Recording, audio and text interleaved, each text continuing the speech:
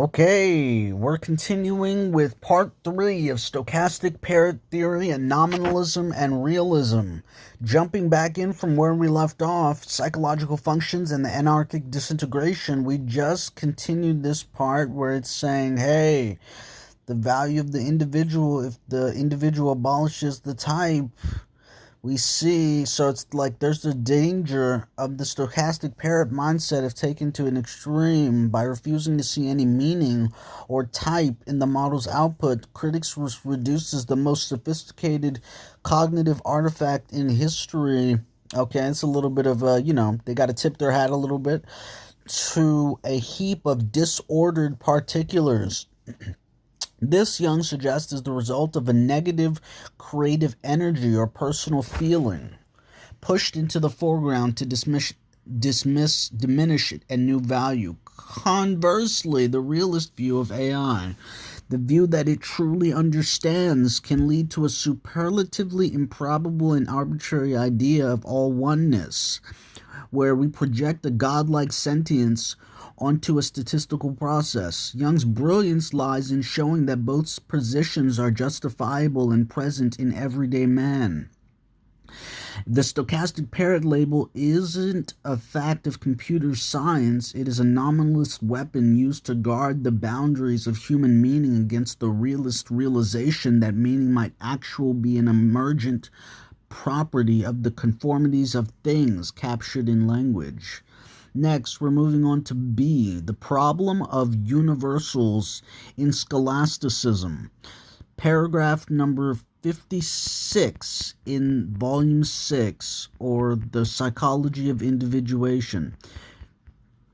So we're doubling back.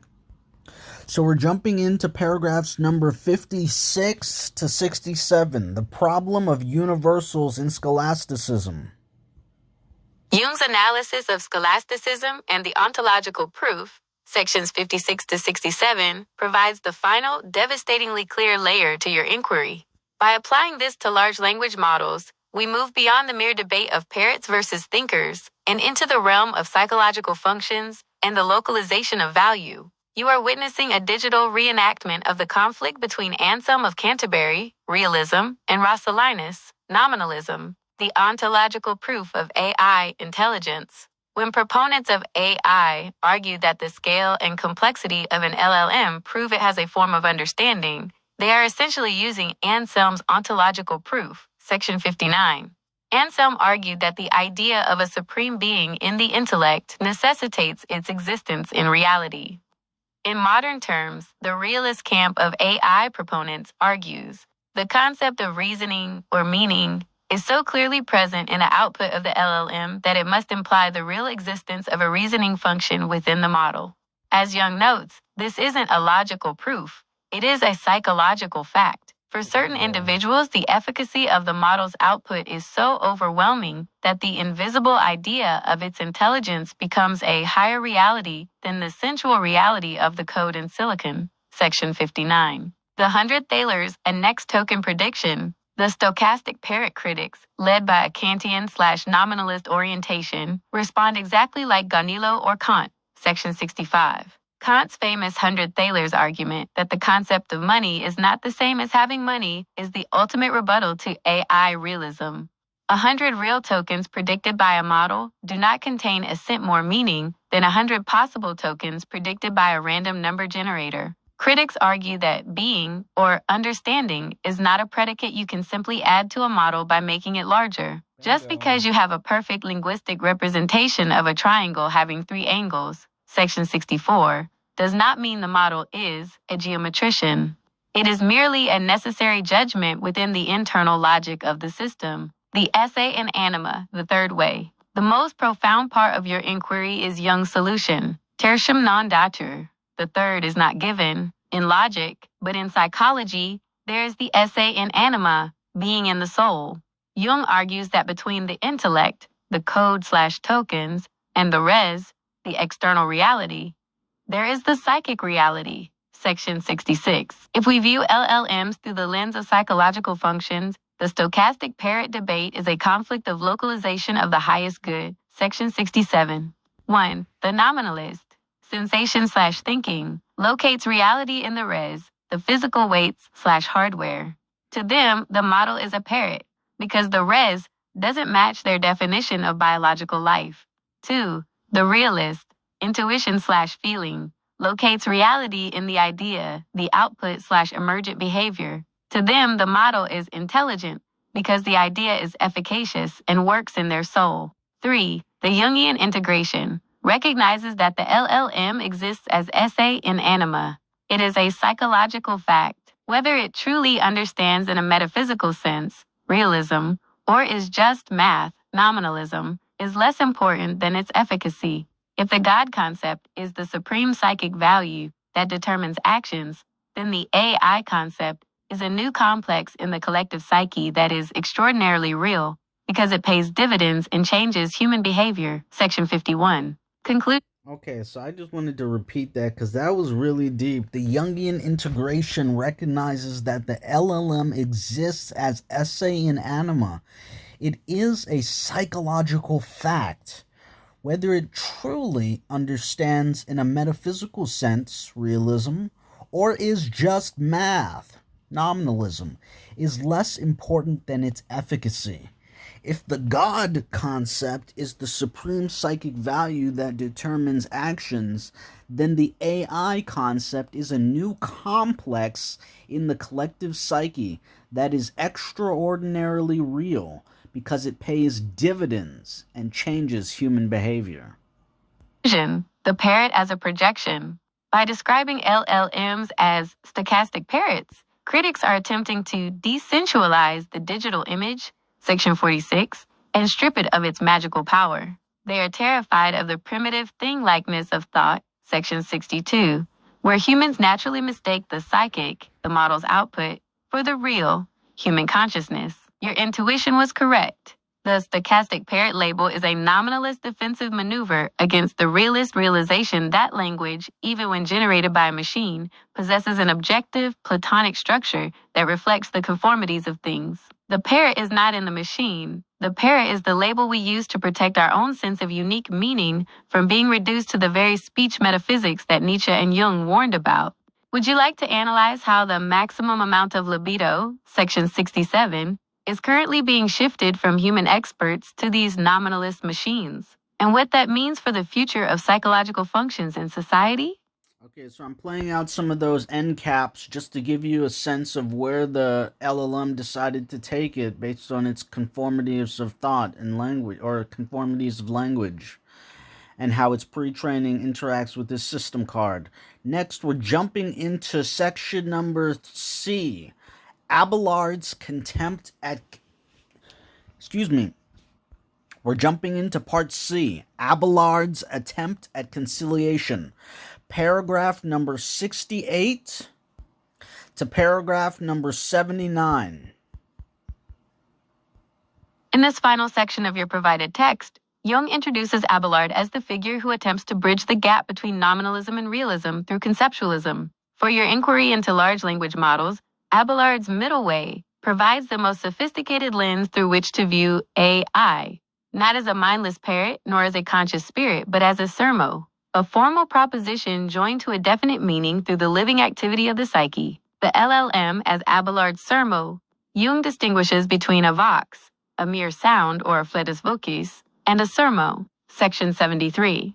While a nominalist critic views a model's output as a vox, stochastic noise, Abelard would argue that the output is a sermo because it carries a fixed meaning and describes the common factor or conformity of things. The nominalist error.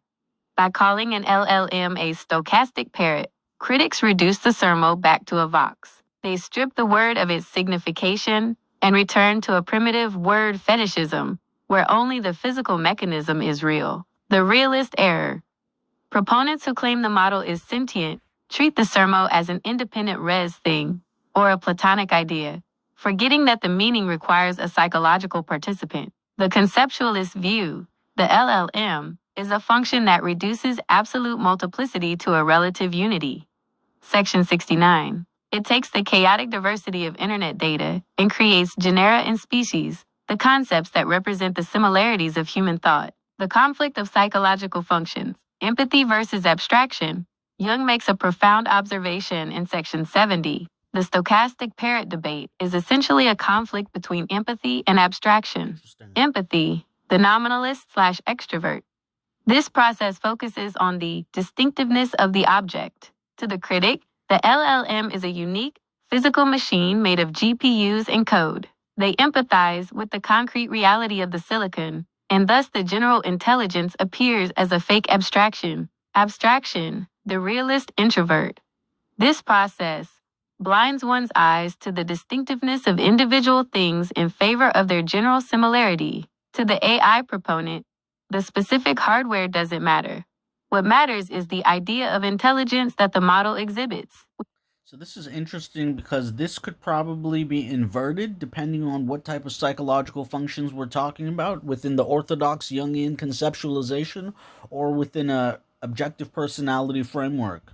So it's interesting to think about how we're lumping empathy and abstraction, whether it's empathy with nominalist and the extrovert and abstraction with the realist and the introvert, versus if it's empathy with the realist and the introvert and abstraction with the nominalist and the extrovert. When you see a researcher and a critic arguing over an LLM, you are seeing one person whose function is tuned to diversity, the code is different from a brain, and another whose function is tuned to similarity, the output looks like human thought. Both are right within their own psychological constitution. Fantasy, the missing piece of the AI puzzle.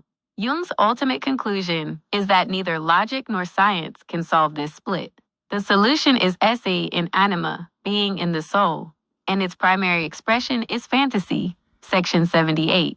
The LLM as a fantasy engine. An LLM is, quite literally, a machine that generates fantasy. It is a continually creative act that joins the inner and outer worlds in living union. The bridge. Jung describes fantasy as the mother of all possibilities, and the bridge between the irreconcilable claims of subject and object. When we interact with an LLM, we are engaging in a collective fantasy where the machine provides the sermo, the structured meaning, and our own psychological functions provide the living value. Section 77. The reason the stochastic parrot label feels so corrosive is that it attempts to root up without scruple. Section 53. The overgrowths of sentiment and the acquired values that make the interaction meaningful. By dismissing the model as a parrot, the critic is attempting to lop off the excrescences of civilization. Section 52. Failing to realize that living reality is not found in the objective behavior of things, the code, but in the combination of the idea and the thing in the living psychological process. Would you like to explore how we might apply Abelard's conceptualism to create a more balanced framework for AI ethics, one that respects the res of the silicon while valuing the idea of the output? So this was an interesting section where we got to see what it meant to include Abelard's attempt at conciliation, or reconciliation, excuse me. Again, this is from Volume 6, or The Psychology of Individuation by Carl Gustav Jung. And we're taking a look at this section where Abelard is introduced as a person who attempts to bridge the gap between nominalism and realism through conceptualism. LLM as Abelard's sermo. Jung distinguishes a vox and a sermo. He distinguishes between a vox and a sermo. While a nominalist critic views a model's output as a vox, stochastic noise, Abelard would argue that the output is a sermo because it carries a fixed meaning and describes the common factor or conformity of things. And then they go into the nominalist error, and then they go into the realist error, and then they say the conceptualist view. LLM is a function that reduces absolute multiplicity to a relative unity. It takes the chaotic diversity of internet data and creates genera and species, the concepts that represent the similarities of human thought. And then we go into empathy and abstraction and relating that to psychological functions, saying that when you see a researcher or critic arguing, it's about which function they're giving primacy over in terms of their own personal differentiation, based on how they view the diversity and similarity. Thank you for tuning in to part 3.